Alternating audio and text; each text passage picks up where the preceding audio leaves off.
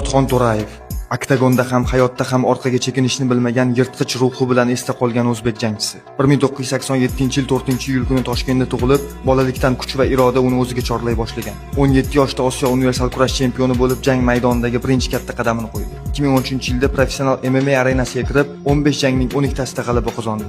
Sochidagi Liga S70 turnirida rossiyalik Yevgeniy Yeraxinni atiga 25 soniyada nokaut qilishi unga Osiyo ayig'i degan laqabni berdi. Bu jang shunchalik ta'sirli bo'lganki, uni tomosha qilgan Vladimir Putin ham hayratini yashira olmagan. Biroq kuchli jangchilarning taqdiri ko'pincha xavf bilan yonma-yon yuradi.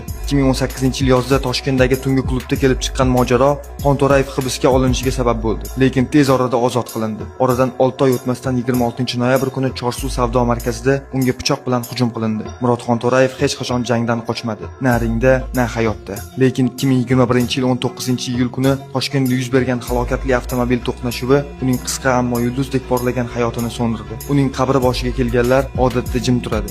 Chunki u haqida gapirishdan ko'ra eslashning o'zi ham yurakka og'ir. Bugun ham sport doiralarida uning chaqqon zarbalari, qat'iy nigohi va hech kim bilmagan, faqat yaqinlari eslaydigan hikoyalari haqida fikrlab so'zlashadi. Chunki Murodxon To'rayev faqat bir sportchi emas, bu kuchning ham, taqdirning ham sinovini ko'tarib o'tgan afsona.